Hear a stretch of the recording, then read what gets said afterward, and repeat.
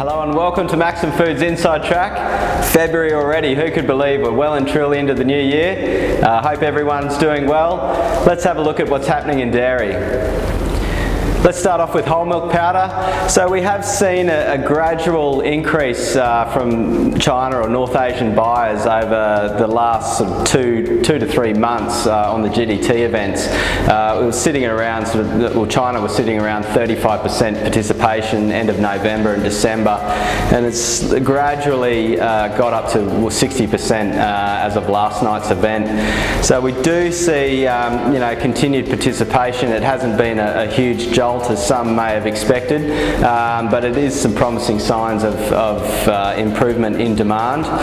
Across the globe, whole milk powder still remains reasonably steady in demand, and supply it seems quite good at the moment. So New Zealand's milk season, although forecasted to be quite disastrous 2 to 3 months ago, hasn't been as bad as first forecasted. So yeah, that has helped supply and probably eased sort of demand expectations as well. Having a look at skim milk powder.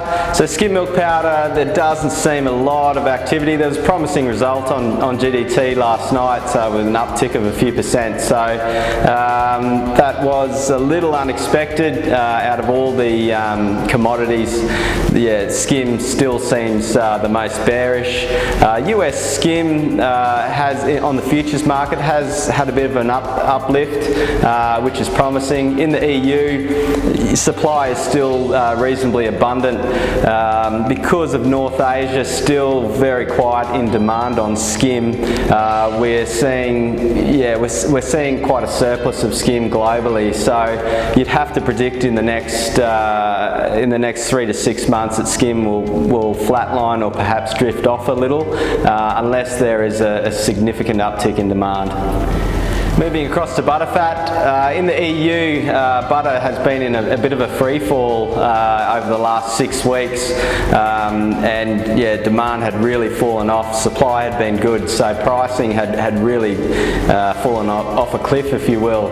That has stabilised now, and we're seeing a bit of an uptick in pricing, or the spot pricing out of the EU.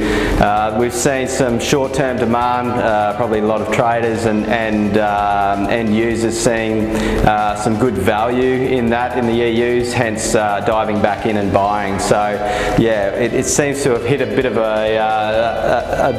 a trough and is on the way up. In the US, stocks are still or are improving. Butter had been quite tight in supply in the back half of last year. However, good milk, good cream production has increased butter supplies in the US. So butter pricing in the US also sort of levelling off as well. In Australia and New Zealand, Australian butter still very tight, just on the back of a contracting milk flow in Victoria. In New Zealand, stock is reasonably healthy, but a good promising result on GDT last night.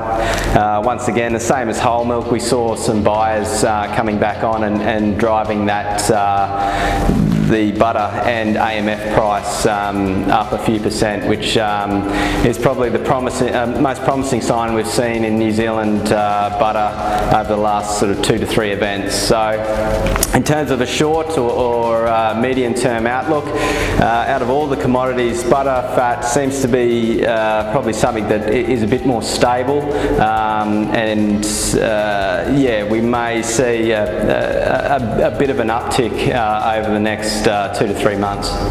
Having a look at whey powder, so standard sweet whey has drifted off over the last 6 weeks. Seems to have found a bit of a level, a bit of an uptick in demand, which is helping stabilise price out of the EU and the US. In terms of the proteins, obviously the WPI, WPCs have eased against record pricing, but we're still sort of looking at at around sort of 5-year averages for those. Supply seems reasonably good for proteins, and we see some positive signs of the market jumping back in and buying. So pricing has stabilised a little bit there and probably looks reasonably stable for the next 3 to 6 months. Finishing off with cheese. So cheese continues to be quite bearish globally. So in the US, with good milk production and good cheese production, means that supply is quite abundant. In the EU, a similar situation. On the demand side, there's a lot of inflationary pressures where cheese, being a higher value product, sometimes can be first to take the hit. So we're seeing that ease off in demand as pricing increased in the back quarter of last year, and now that's having an effect on demand, and as a result commodity pricing is starting to drift off. In New Zealand and Australia, probably a little bit of a different story. Domestic demand in Australia for cheese is still quite solid, and New Zealand product is not completely abundant, so it's a little bit more balanced in this side of the world. So cheese in Australia and New Zealand holding off. For EU and the US, we see that sort of drifting back a bit. So in summary, in terms of that market direction, it's still quite a puzzle to put together. We saw a positive event on GDT last night. Was that just short-term buyers jumping back in? It may have been a bit of that. It's also buyers seeing value in where the market is at the moment and buying forward. So the fundamentals of global supply, we've got EU up in milk, US up in milk, New Zealand down, but not as drastic as first thought, and Australia obviously down quite a bit. So it's the fundamentals globally of supply are good. Demand globally is still weak, but we are seeing signs of people coming back into play. Will that momentum continue over the next couple of months is the big question mark, but it is positive to see the big buyers of North Asia, coming back into the market, albeit quite steadily. Thanks very much for listening to Inside Track, and we'll see you again in a fortnight.